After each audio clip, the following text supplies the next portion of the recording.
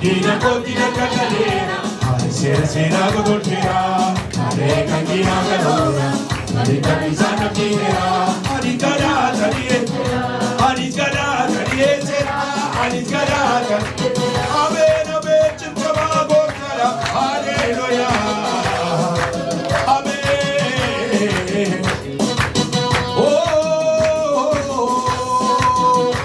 hallelujah.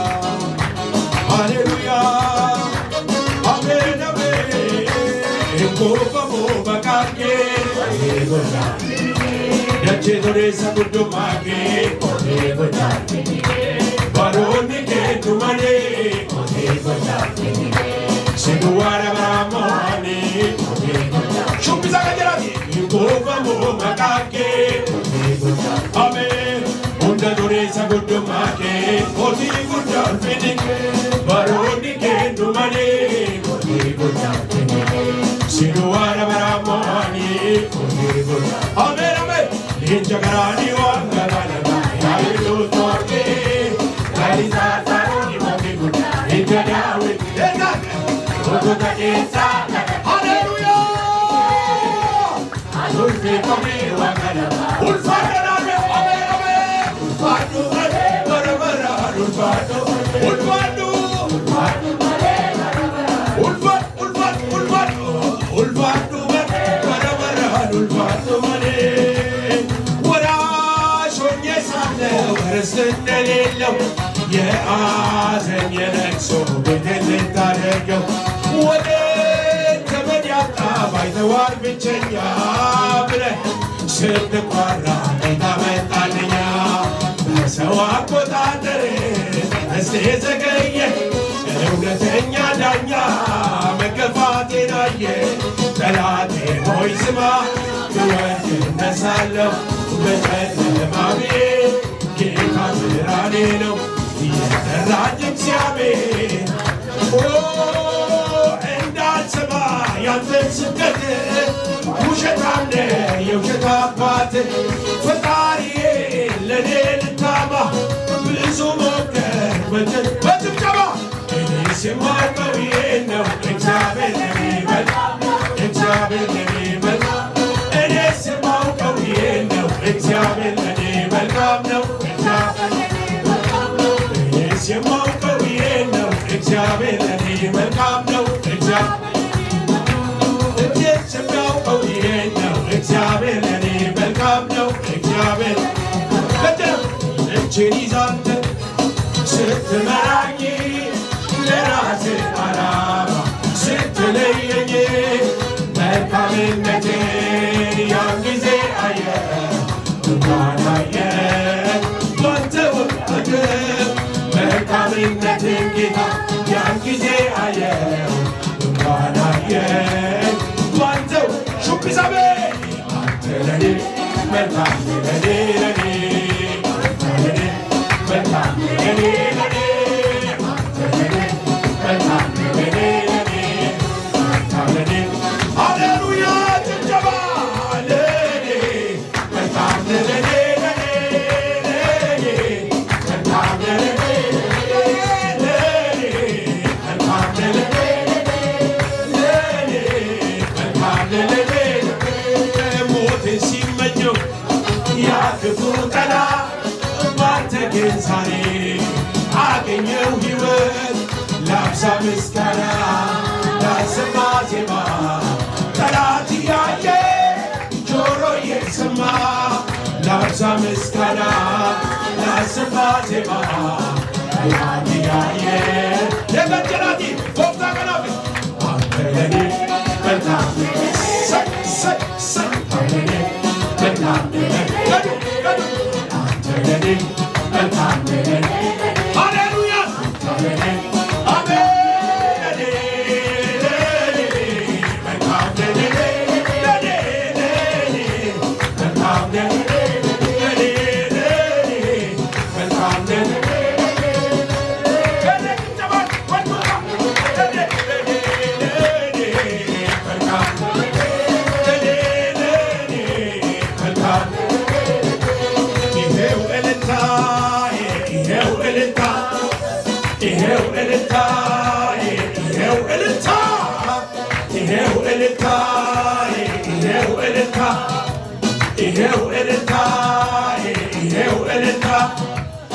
የፈታኝ ነገረኝ ቀሰቀሰኝና ቀንበሬ ተሰብሯል በሊም ተነሳና ተፈቶ ዝም የለም ይሰማ እልልታ የዘመናት ታሪክ ተገልብጧልና ለፈታኝ ያለ ላዳነኝ ያለ ለኢየሱሴ ያለ ለጌታዬ ያለ ለፈታኝ ሃሌሉያ ዳነኝ እልል ጉዳፍ ዳቢ ጎፍታ ቀዳፍ ሃሌሉያ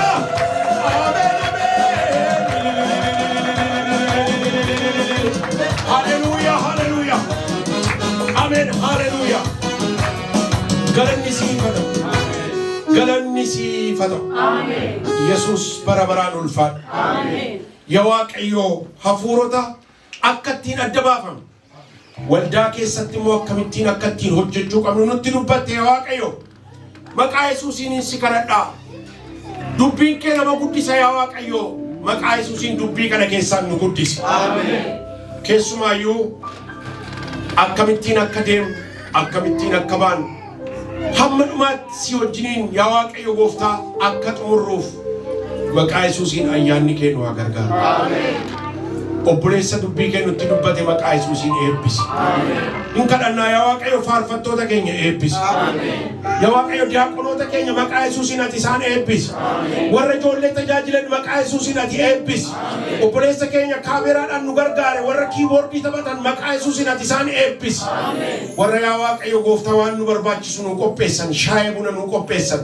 maqaa Yesuusiin barri isaanii kan eebbifame wal biratti nu qusan hamma tsiyoon isee haaraatti akkuma deemnutti yaa waaqayyo ati nu wajjin ta'e yeroo tokko harka keessan lamaan ol kaasaatii cubbuu koo naaf dhiisidha anis nattaraarami sammuu koo qulleessi yaa waaqayyo nattaraarami ilaa obboloota koo jedha jabaadhaati waan jedha nattaraarami yaa waaqayyo as keessa namaan ooddanii kan jirtan jirtu namatti gadditanii kan jirtan jirtu maqaa Yesuusiin fayyinni nuuf haa ta'u aamen maqaa Yesuusiin lapheen madaa yaa fayyu aamen nan kadhadha keessa koo hafuura akkasiitu jira waliin oodanii wal jalaa walitti aaranii iddoo alsaarra dhaabachuun nuun ta'u kun nuuf hin ta'u yaa waaqayyo amala ijoollee waaqayyoo miti gooftaa Yesuus wanta akkanaa yoo jiraate gidduu keenya haa cabu aamen maqaa Yesuusiin haa cabu aamen namni gadde isaarraa fayu aamen maqaa Yesuusiin mootummaa waaqayyoo keessa dhaabbannee fakkeenya akka taanuuf maqaa Yesuusiin waaqayyo walitti nu haa fayyisu aamen nama araaraa waaqayyo nu haa godhu aamen dhiigi isaa maqaa Yesuusiin nu haa fayyisu aamen kana dubbadheen xumura mootummaa waaqayyoo keessatti nama baddale tun ta'in nama baddalametu dhiifama naa godhe sittan balleesse nan dogoggore kanaaf hundee hadhaan keessa keenya yoo jiraate maqaa Yesuusiin waaqayyo nu haa fayyisu aamen gooftaa nu gargaari aamen arrabi keenya haa qullaa aamen arraba keenya waan afaan keenya keessaa ba'u yaa waaqayyo qulleessi aamen nutti dheekkam yeroo dheekkamuu barbaaddu nu gorsi yeroo gorsuu barbaaddu yaa waaqayyo dubbii kee keessaan gooftaa Yesuus Kiristoos namoota nu cabsanii nutu hin ta'in namoota nu kadhatanii namoota nu deebisanii yaa waaqayyo gooftaa maqaa Yesuusiin nu fayyisi aamen maqaa gooftaa maqaa Yesuusiin nu fayyisi aamen galanni siif haa ta'u aamen guyyaa irraa waan nu wajjin turteef galanni siifata warra manatti lafa isaan jiranitti isaan eebbis waan hundumaatiif ulfaan baay'ee baay'ee baay'ee lafteetu jiru jaajachuu danda'ee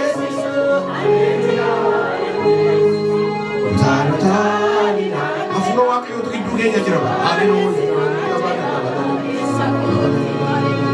ol jedhee deemuun koo baana rabuun anniyaa harki waaqa kootii gubbaadhaa diriirra tatamsa'eera burreen dukkanaa gooftaan naaf dheera baree ulfinaa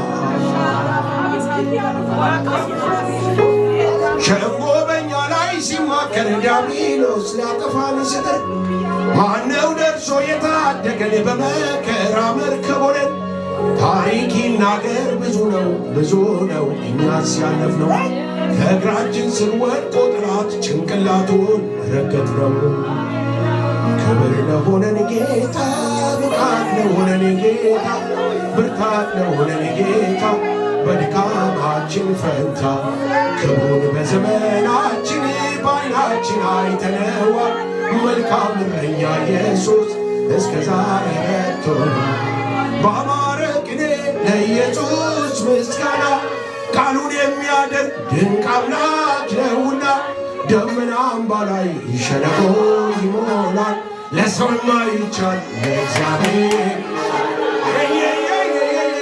በአማረ እልልታ ለኢየሱስ ምስጋና ቃሉን የሚያደርግ ድንቅ አምላክ ደመናም በላይ ሸለቆ ለሰው የማይቻል ለእግዚአብሔር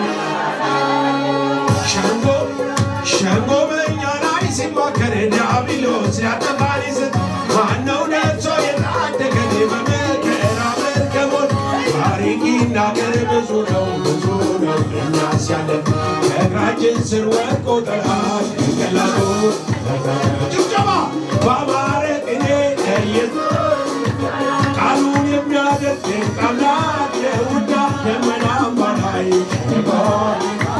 ለሰው የማይቻል ለእግዚአብሔር በአማረ እልልታ ለኢየሱስ ቃሉን የሚያደርግ ድንቅ አምላክ ደመናም በላይ ለሰው የማይቻል ለእግዚአብሔር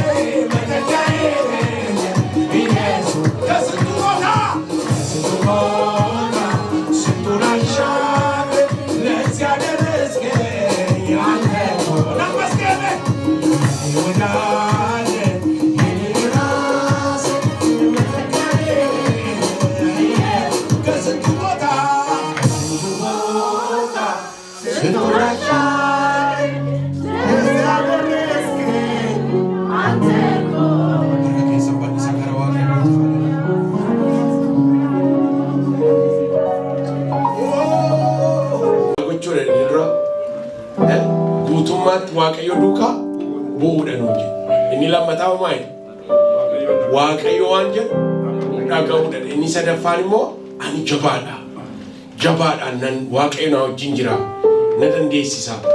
Dhuguma Kaaleeb waggaa 45 booddee waggaa 40 booddee humni koo akkuma duraanii ani ammayyuu ba'uudhaaf galuudhaaf loluufis jabaadha.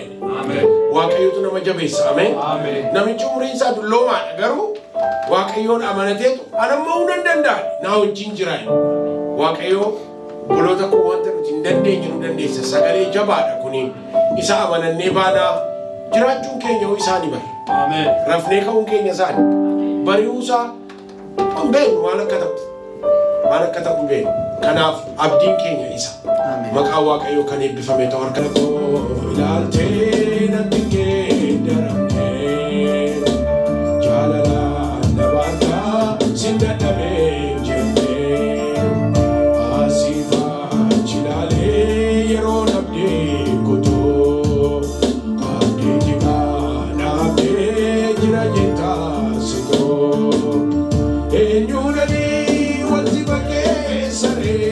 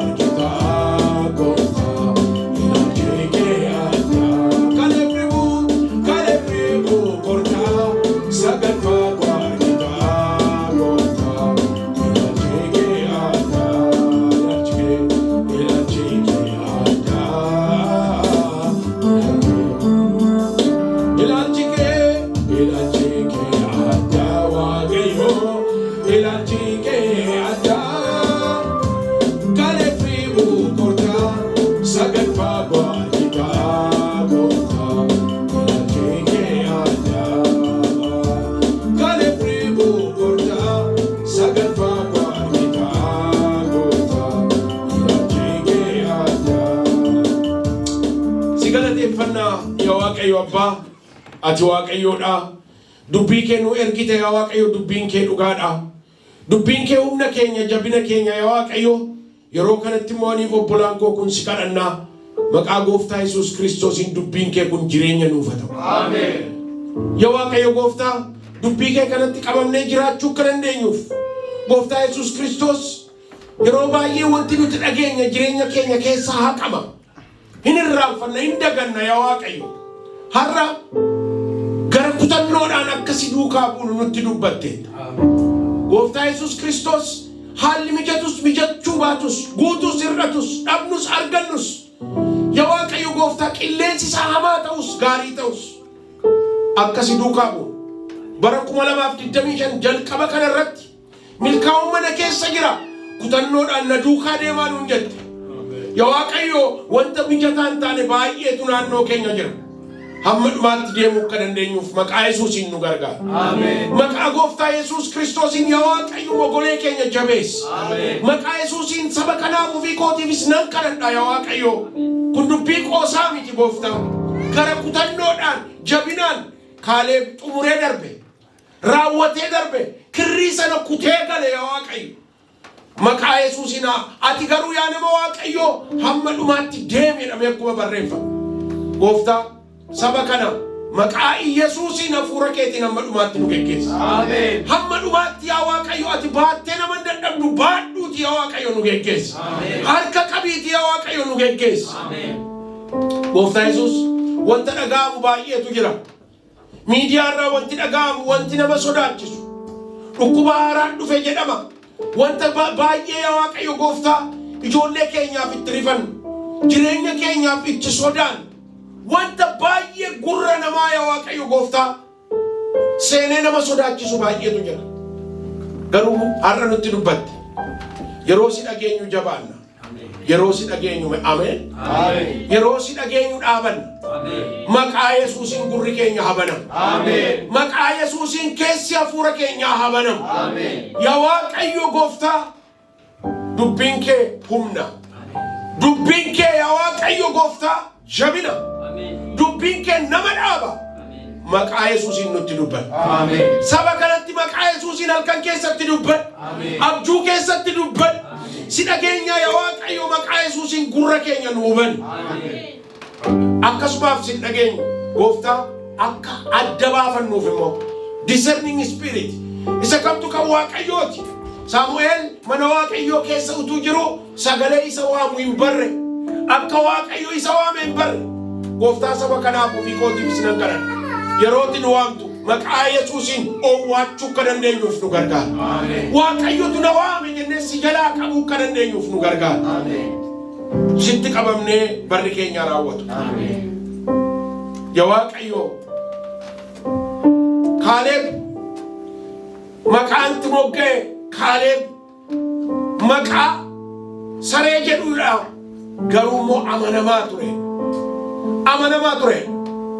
Maqaa Yesuusiin dubbii keetiif mana keetiif yaa Waaqayyo hojii mana keetiif maqaa Yesuusiin amanamaa nu taasisi. Warra amanamummaadhaan dhaabatan gaa'ila keenyaaf maatii keenyaaf yaa Waaqayyo Gooftaa amanamummaa waan hundumaarra caala. Kaaleeb Waaqayyoof amanamaa ture.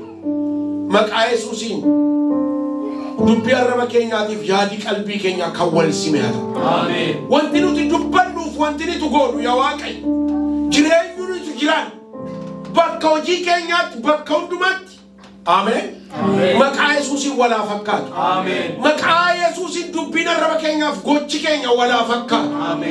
Yaa Waaqayyo jabaannee amma dhumaatti si qabannee akka deemnuuf harka wal qabannee mana kee keessa akka jiraannuuf bara 2025 jalqaba kanarra jirra. Yaa Waaqayyo sitti of laannaa ati nu geggeessi. Nu wajjiniin ta'e. Obboleessa keenya dubbii kee nuuf fidee dhufe mana isaa jireenya isaatiif gaa'ila isaa daa'imman isaa yaa Waaqayyo Gooftaa sitti laanna maqaa Yesuusiin ati nurkaafu. Eebbi kee mana isaanii irra haa ta'u. Kana caalaa dhugaa dubbii sagalee keetiitii yaa Waaqayyo itti dubbadhu. Yaa Waaqayyo isa lallabe isa dubbate jiraachuu kan danda'uuf humna isaaf ta'e. Galanni siif haa ta'u. Obboloota keenya warra as dhufuu hin dandeenye mana jiran mana isaaniitti eebbi kee isaan argatu. Daa'imman isaanii qe'een isaanii jireenyi isaanii hundumtuu yaa Waaqayyo kan eebbifame haa ta'u. Warra hojii jiran lafa hojii isaaniitti ati isaan eebbisi. Yaa Waaqayyo si kadhanna torbee immoo huursinee dhufnee si galateeffachuu kan dandeenyuuf qilleensi isaa akka nu qabneef cabsinee dabarree yaa Waaqayyo si waaqeffannu malee jiraachuu hin dandeenyu. Tokkummaadhaan si jajannu malee jiraachuu hin dandeenyu. Gooftaa Yesuus Kiristoos akkuma Kaaleeb jabaa ture gufuu jiru hundumaa jabaannee akka darbinuuf maqaa Yesuusiin nu gargaara. Sin kadhadhaa immoo cubbuu keenya nuuf dhiisi. Harka keessan gara Waaqaatti ol kaasaa cubbuu koo naaf dhiisi yaa Waaqayyo natti araarami. Dhiiga keetiin na qulleessi jedhama. Waaqayyo Waaqa araaraati. Haaleluyyaa. Cubbuu keenya nuuf dhiisi yaa Waaqayyo nutti araarami. Nu haaressi yeroo hundumaa nu jabeessi. Waan gootu hundumaatiif si haa galatu. Yaa Waaqayyo waan nu dhageesseef guyyaa kana waan nu wajjiniin turteef sabni kun bahee gaafa deemu karaa isaanii hundumaatti maqaa Yesuusiin ati isaanii wajjin ta'e. Nu wajjiniin ta'e. Nagaatti baaneerra yaa Waaqayyo nagaatti nu gashi. Nu wajjin ta'e. Torban fuula keenya dura jirati nu kaafu. Waan nu dhageesseef ulfaadha. Maqaa Gooftaa maqaa Yesuusiin. Ameen.